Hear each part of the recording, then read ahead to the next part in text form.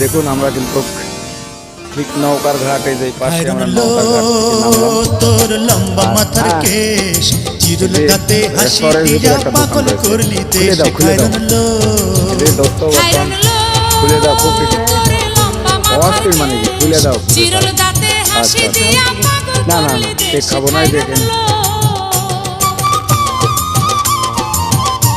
এখানে একটা বিষয়, এই যে দেখুন চার্জার, কত চার্জার অপেক্ষা করতেছে, এই চার্জার যোগে যেতে হবে। আর আমরা রয়েছি নদীর একদম স্তরে, সবাই আসতেছে সেই নৌকার থেকে।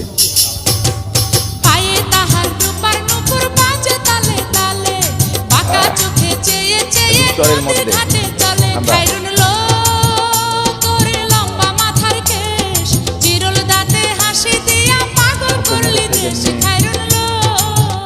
যাত্রী নিয়ে আমাদের এই নৌকাটি পৌঁছালো সেই বগুড়ার থেকে জামালপুরের এই পাশে।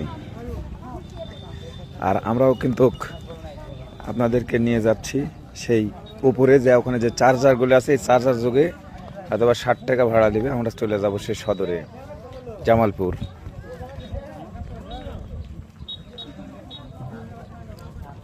অসাধারণ একটা ভিউ, একদম রাস্তাঘাট কিচ্ছু নাই। আর এই যে ব্লকগুলো পড়ে রয়েছে, এক সময় এখানে এই দিক দিয়ে কিন্তু পাহাড় ছিল, নদীর ভাঙ্গনে কিন্তু সব ভেঙ্গে চুরে সব শেষ হয়ে গেছে।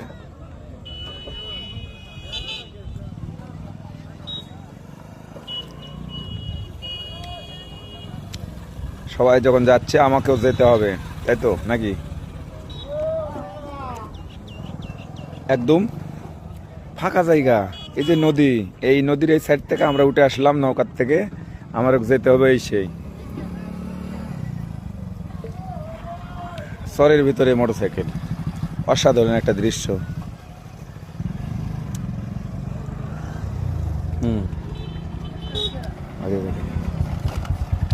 কোনো রাস্তাঘাট নেই,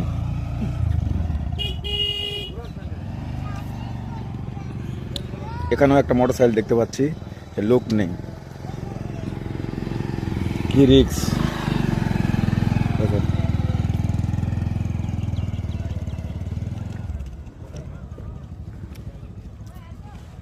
শহরের ভিতরে চার্জার, মোটরসাইকেল সব রয়েছে।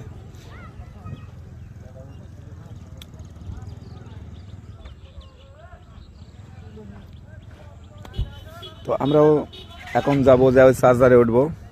চলুন দেখা যাক যে আমাদের কাছ থেকে কয় টাকা নেবে।